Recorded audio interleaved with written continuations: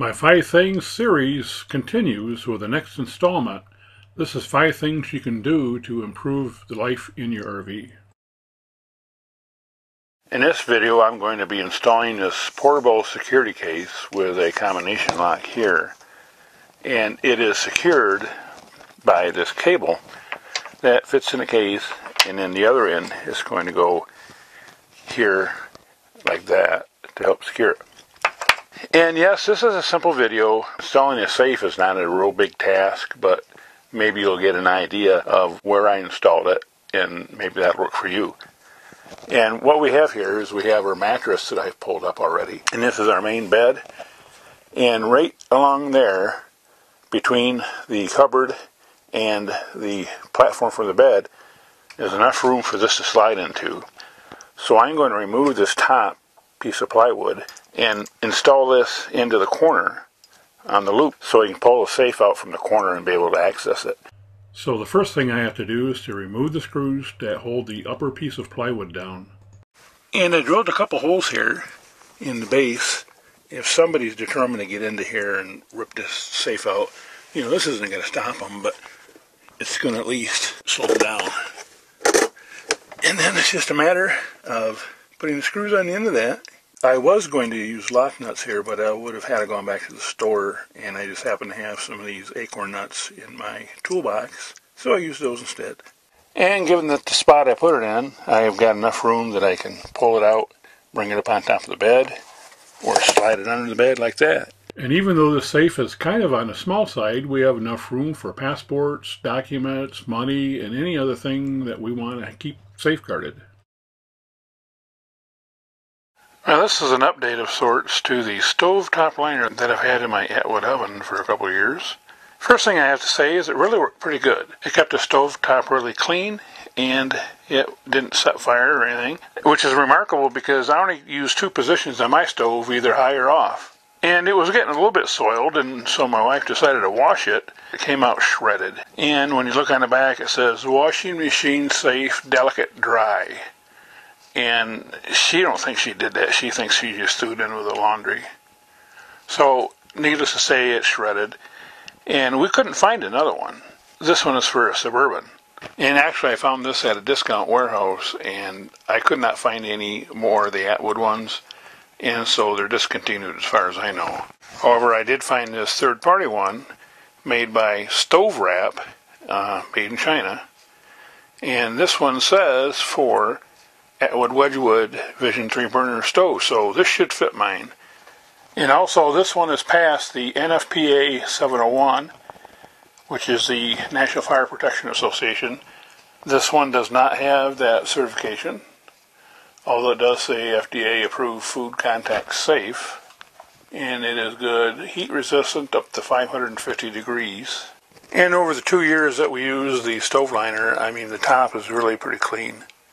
And I'll have to say right away that the other one was more of a cloth, and this is more of plastic. Then you basically just set it in like this. And the other one also fit into these little round rubber holes, so it kind of held it down, and this one just kind of sits in there. So we'll have to see how well that works.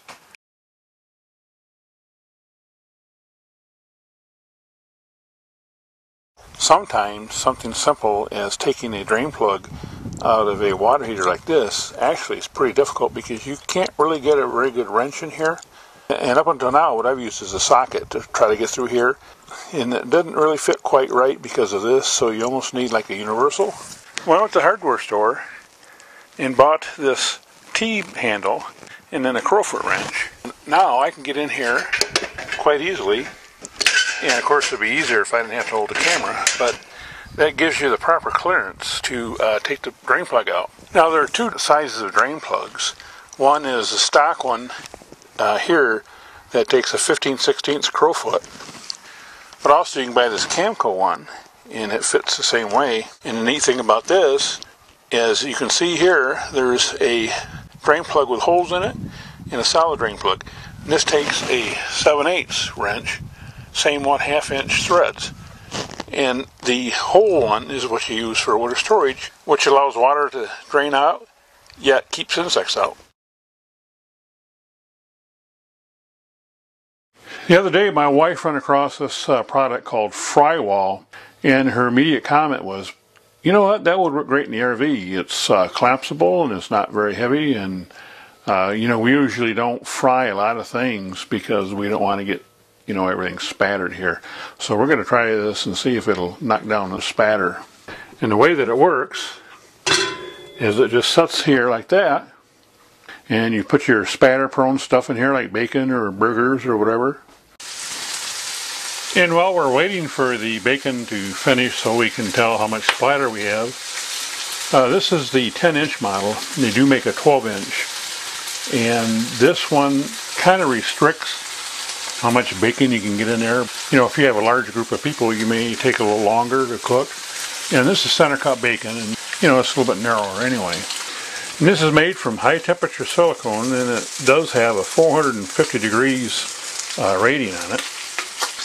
There's even some instructions that I probably should read. You don't want to expose this to open flames because that can damage it. And this does get pretty warm. Now it does recommend that if possible, this set on the side rather than on the bottom. So in actuality, this pan is maybe just slightly too large for this model. Maybe we need to buy another pan, or maybe need to buy the larger model of this. It does say that it's permissible to let it set on the bottom. You just need to make double sure that you don't get this above 450 degrees. So let's look here, and we're at about 350 degrees. And the bacon's done. So we're going to take the bacon out. And I don't see any splatter any higher than about right there. So you know what? This thing really works. And it's amazing these days to get a product that actually works. So I think we found a nice addition to our RV. You know, anytime we get back from a camping trip or during winter commissioning, you know, we like to leave this open for a while so that it airs out, because otherwise it's going to get mold in it.